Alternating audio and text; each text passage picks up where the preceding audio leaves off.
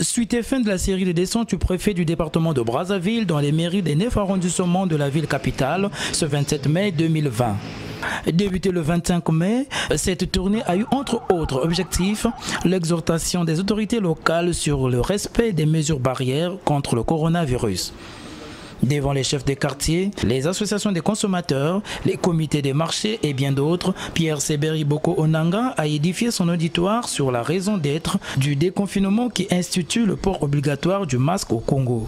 Et tout ça parce que le gouvernement a été attentif au ressenti des populations. Sinon, on ne verrait pas le confinement aujourd'hui.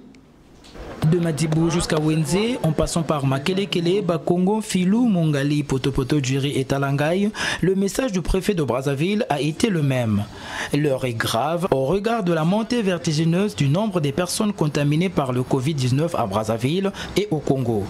Une contamination dont l'autorité préfectorale appelle à rompre la chaîne en respectant rigoureusement le port obligatoire du masque. Le port du masque est rendu obligatoire. Cela veut dire qu'aucune personne ne peut se soustraire de cette prescription. Lorsque vous quittez votre parcelle, il suffit d'ouvrir le portillon et de mettre un pied dans la rue. Vous devez mettre votre masque. Parce que la rue ne vous appartient pas. Votre espace de liberté, c'est votre parcelle. Quand vous êtes dans la parcelle, c'est votre espace de liberté. Mais lorsque vous vous engagez dans la rue c'est un espace public.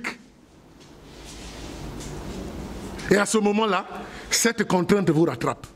Pour faire respecter les gestes barrières, Pierre Seberi Boko Onanga instruit les maires de chaque arrondissement à mettre sur pied des cellules de veille afin de mener à bien l'opération de sensibilisation auprès des populations.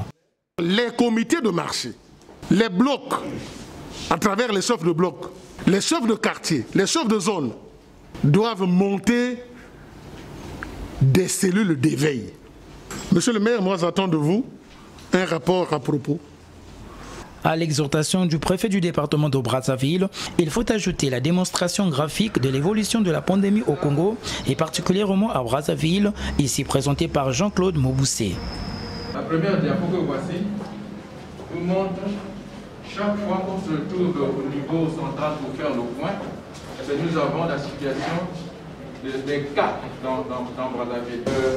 À Brazzaville, 308 cas, et ici, à Mongali, 53 cas, 0,2. Cette pandémie qui sévit au Congo depuis le 14 mars dernier a déjà fait 19 morts à ce jour.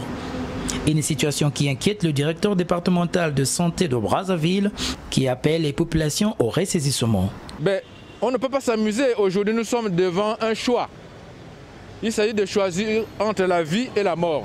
Chaque chef de ménage doit veiller pour que, déjà au niveau du ménage, quand les gens sortent du ménage, ils doivent porter leur bavette. Et quand ils reviennent ou en sortent, doivent respecter les gestes barrières.